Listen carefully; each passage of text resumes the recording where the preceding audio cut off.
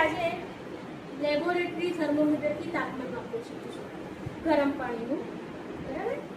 તો અહીંયા આપણે સગડી લીધી, એમાં પાણી લીધું છે ને ધ્યાન એ રાખવાનું કે જ્યારે પણ આપણે થર્મોમીટરથી માપીએ છીએ ત્યારે આ એનો જે ભાગ છે ને એ ભાગ તપેલીને નીચે અડવો જોઈએ નહીં, થોડું કેવું રાખવાનું, ઊંચું રાખવાનું છે, બરાબર?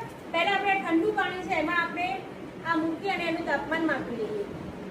જોઈ લો.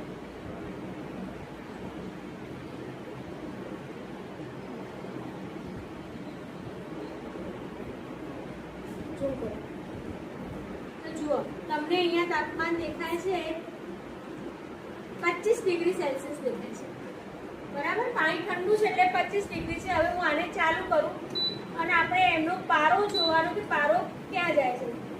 જો આ પાણી ગરમ થવા માંડ્યું, તમારે અહીંયા જોવાનું કે પારો ગરમ થાય એટલે ક્યાં પહોંચે છે.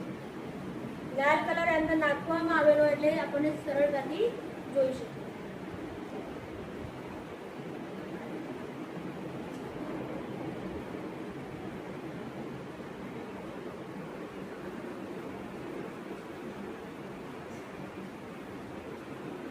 જો અહીંયા તાપમાન હવે 30 પહોંચી ગયું.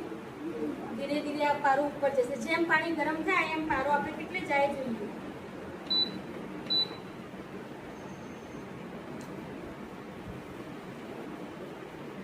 જો હજુ પાણી આપણું ગરમ ઉકળવાનું ચાલુ થયું નથી, તો જો પારો ઉપર ચડવા માંડે ને,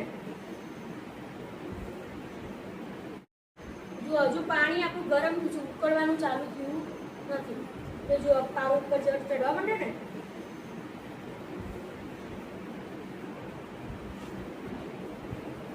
40 ડિગ્રીએ પહોંચ્યું.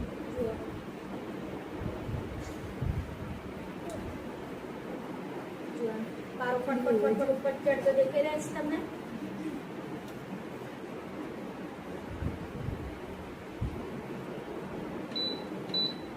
હવે આ પાણીને આપણે વધારે ગરમ કરીએ.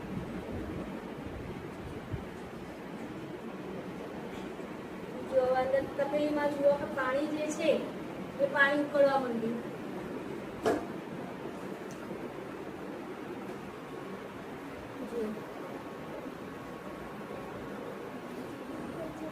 આ પાણી જ્યારે એકદમ ઉકળે ત્યારે આપણે આ પારો જોવાનું કે કેટલે પહોંચે છે. જો પાણી ગરમ થાય છે એમ પારો ઉપર ઉપર ઉપર ચડી જાય છે.